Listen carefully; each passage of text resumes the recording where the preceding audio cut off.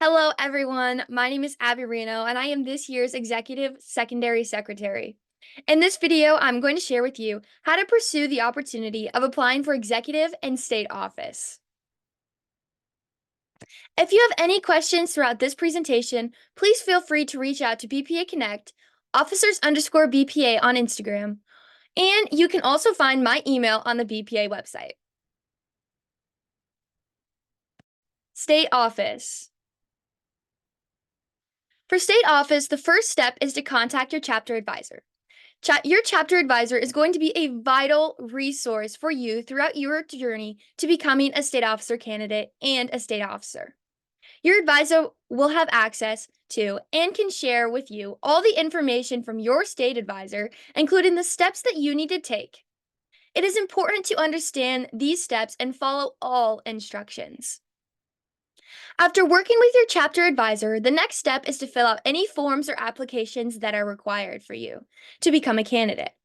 Each state does this process a little bit differently, but it is still very important to fill out any forms or applications to do the best of your ability, honestly, and submit them.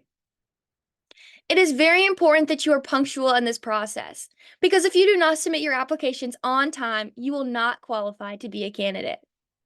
Once you submit your application and any other forms, it is now time to prepare for any interviews, tests, campaign rallies, caucus rooms, or speeches that you may have to participate in at your regional or state leadership conference. This could be brushing up on your BPA knowledge or being able to answer a question about yourself in a split second. Executive Council. When applying for Executive Council, the first thing that you need to do is to consider if you are able to make the commitment. If elected to the Executive Council, your team members, as well as your fellow BPA members, will be relying on your commitment for the next year. So it is very important that you consider all the things you may choose to be involved in for the next year so that you can fulfill the responsibilities of executive office. Next is to get endorsed by your state association. Now, each state does this process a little bit differently as well. It could range from interviews, giving speeches, or even a voting process. Work with your chapter advisor to notify your state advisor about wanting to run for executive council, because each state only gets to endorse 2 candidates for each division. The next step is to fill out the executive officer application and submit it by March 1st of 2024. It is important to fill out these application out and submit it as soon as possible, because if you do not submit it by the March 1st deadline, you will not be eligible to be an executive council candidate. The next step is to take the candidate test. Before you can take the test, make sure that you're studying. You need to know the fundamentals of BPA and the guidelines outlined in the Executive Council Candidate Guide.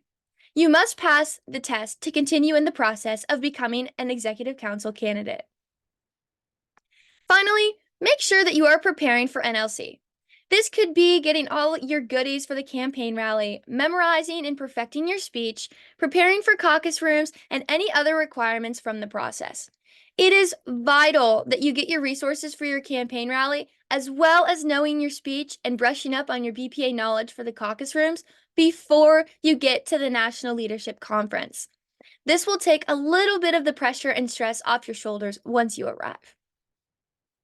All of the resources and further information for applying for Executive Council can be found on the bpa.org website under the Students tab.